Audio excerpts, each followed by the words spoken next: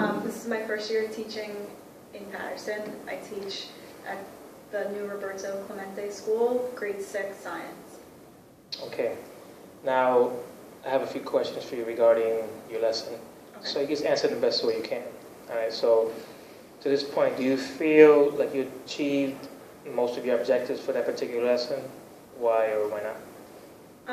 I think so, because they were supposed to be able to talk about Newton's law of motion, and when I spoke to each group, they did know what they were on. I just think, I mean, I would have done some things differently, but one of the objectives that I didn't put up there was that they would know about Isaac Newton himself, which they actually ended up doing in that lesson. So I feel like either I should have changed my objective or had two. So that would have been part of like an extension to the lesson? Sort of, like in the beginning, that was what I did with him, so then we didn't end up spending as much time on the laws. But this was like a 3-part lesson. Like we've been doing it, we came in Monday, and we've been doing it since Monday. Okay.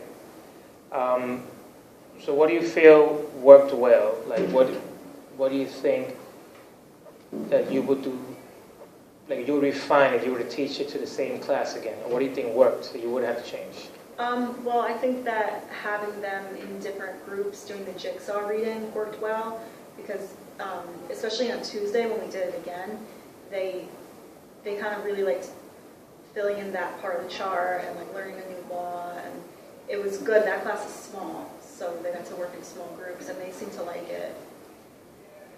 Okay. All right, so that's good. So do you think they enjoyed working in groups? Yeah, I think so.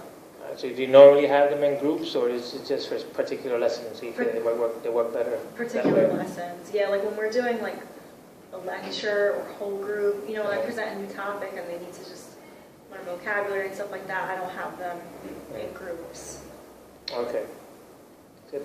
So then, from the lesson, what learning you think took place? Were they able to understand a little bit more the laws that you were introducing to them? Yeah, I think so, because the third part of the chart, they had to say how they'd seen it in their own life, and most of them got it. Like they figured out, oh, okay, I do know this law. And then when they didn't, I would just say, like, no, you actually have to add this part. You know, like you didn't explain it fully, and then they would understand it. So you're pretty much like reinforcing certain parts of the lesson for them to get a clearer picture of what's going on. Yeah. Get a better understanding of Newton himself, you know, being that he was, you know, a famous individual. Yes. Pretty much. So, based on your current objectives for this lesson, what will your following steps be? Like, how else do you see following lessons or extended lessons? What else would you want them to know about Newton? Well, the second day of that lesson would be switching. So you're on the second law, and then the third day, the third law. So, you know, depending on what group you are, you get all 3 laws by the end. Yeah. And then there's videos that go along with it. On NBC has a science section on NFL, and they actually have a video for each of the 3 laws of motion. So that would be shown, and the chart's gone over it together. And then next week, now that everybody's been introduced to all 3 laws, like we'll spend a day on each.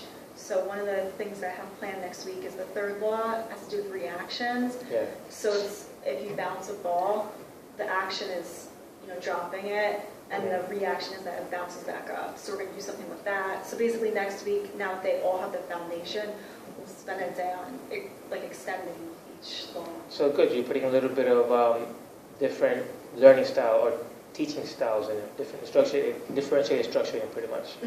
Where then now you'll be doing like a hands-on activity. I mean, maybe you'll be showing them a video component, you know, for the visual learners. Yeah. So that, I think, should work well as part of what I'm going to ask you here. But first, let me ask you, so to this point, you want your students to be engaged, right? So are they engaged so far with this lesson, you know, compared to prior lessons, or do you see, like, with the activities in the video which you plan to present to them, do you see them being more engaged with them, with the lesson? Yeah, I mean, I think when they do the balancing, that's like the most engaging. Yeah. but I also do think that they need the reading as well. Okay. But I think this was more engaging than just reading out of the textbook, because the textbook does have the 3 laws of motion in it, but it's just more so detailed, and it's almost too much that they lose it. Okay, so you're saying they probably have an issue with the vocabulary, Yeah. because I have the same issue as well. So what do you do? Because I know science, there's going to be a lot of terminology there where some kids have never even heard about what's going on. And probably, especially this grade level, when they're in middle school and up, it gets more difficult. Well, I mean, I'll stop, like even the first law has to do with an object at rest stays at rest. And before we even get into it, I'm like, okay, what does it mean to be at rest? Because that's just not something I don't say, I'm going to be at rest now. We don't talk that way. So just we stop and say, okay, what does that mean? So everybody understands what we're talking about. Because if you don't have that initial understanding, the rest, you're gone. They're done for the rest of the lesson. So I try to stop throughout and focus on even words that aren't necessarily scientific, just to make sure they have an idea of what's going on. Well, yeah. So you think that's a good way to bridge comprehension, pretty much science and the objectives of the lesson and what you're pretty much trying to teach them. That's good. What changes if you had to, again, similar question, but on the lesson, you plan to make as you go forward, or you might make, I guess, in the future if you teach a similar group the same lesson? If I could do it again, ideally I would have had the chart made and printed, but paper is an issue. Okay. So that would be the first thing. If I didn't have to worry about paper, that would be the first thing I would have done, because it's unnecessary time, and it's me, for some of the kids who still are trouble with handwriting. So that would be the number one thing I would do. And then I think I did it where I had them copy the chart, then read about Newton and take notes on a separate sheet. So they were like, wait, what about this chart? So I think I would have, when I did it with another class, because I have 6 classes, I did it where we did the Isaac Newton. They read first, took notes, and then they made the chart, and we went from the chart to the first law. So it wasn't like backwards, I felt like with the lesson you saw. So do you think that helped? I mean, with the other groups, you compare them to this group that I observed specifically, do you think that helped the other groups sort of grasp maybe the objectives or the DOL better?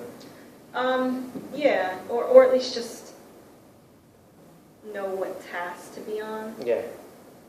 So speaking of tasks, so how are the students, how are you empowering them to be responsible for their learning? Like, once they're leaving this room, are there any specific assignments or stuff that they have to do individually, independent from the group, or is everything going to be within the group? Like, how are you going to know what students are doing? Well, I mean, the first thing is that they all have to do the chart. It's not one person does the writing and that's it, because then when it comes to the quiz, what do they study? So I think the first thing is that they all are responsible for taking the notes themselves. And then for homework, I had them answer questions like, again, how have you seen this in your own life? Or what's the example of an unbalanced force was one of them. Because again, it's been a couple-day assignment. And then that's like individually, they all have to be connecting it to their own life, which I check. Because I don't like the idea of that with group work, when it's like, you don't really know if everybody's getting it, because there's always 1 or 2 strong kids who do the work. Yeah, so basically you're trying to spread out the responsibilities and make sure that the groups are all bridging the connection with what you're teaching. Yeah, and that when they go home, they have, even though they worked in a group, they still have to understand what an unbalanced force is at home. Now they're going home and doing their homework by themselves, not with 3 other people. So they have to collect these assignments and then eventually you're going to assess them. Yeah, like I check it the next day, and then I go around, I have my green book and make sure they have it and like move through it. Okay, so then talk about your instructional delivery. Is it always similar to the way you did it for that particular day as far as styles? I know you told me for certain groups you work differently. So, well, that class is one of the highest, so they I'm able to spend less time talking. Okay. You know, I can explain things once, maybe twice, and they get it. Mhm. A lot of other classes, I find myself struggling with just having to repeat directions so many Yeah. times, and going around, people aren't on task. But I mean, I don't know. I change it up. Like, we'll take notes and read out of the book, Mhm. but then we'll do like small labs Yeah. and group work. So we do different things. Okay. So do you find that works more with these kids? Would you consider these kids the more advanced kids of the groups you're working with? They are absolutely more advanced. I think even though they're 6'2", I think that which should make them second. I think they're the most advanced sixth graders that Okay. we have. All right. So you find it's easier for you to reach your objectives and them demonstrate the DOLs with this group. Absolutely, yes. All right. Did you follow your plan that particular day, or did you sort of vary or differentiate, or did you change anything up, or were you satisfied being able to follow your lesson? With that plan, with that group, I did follow it. The only thing that was different was originally I was planning on having the Isaac Newton page Yeah. stapled to every article, but I ended up doing that separately. That was the only thing that I kind of deviated from. But with that group, I kept the jigsaw. And I have to be honest, with every class, I didn't do jigsaw reading. Okay. Instead, they still worked in groups, but everybody had the first law, so that then we could review it together. Because I have so many kids on different, that they don't know what's going on. So Yeah. then we review it that day. But with those classes you saw, I was able to have everybody on a different topic, and they could handle that. Because they're able to handle the different, I guess, like you said, different topics all at one time, and then Yes. bring it together. Yes. Okay. Now, if you had again a chance to teach the same group of kids, I'd ask you this already. Would you do anything differently? Yeah, like I said, the chart and Yeah. that. And I don't know, maybe incorporate the bouncing and stuff earlier on. I'm not sure. All right. And last question. What are your general classroom procedures as far as making sure that you're able to demonstrate, you're able to instruct? Do you have any particular disciplinary or management skills in the classroom so you're able to have them sort of focusing on you? Any formats? Or I see you have them seated in groups. Is that pretty much the way you always have it? Actually, no.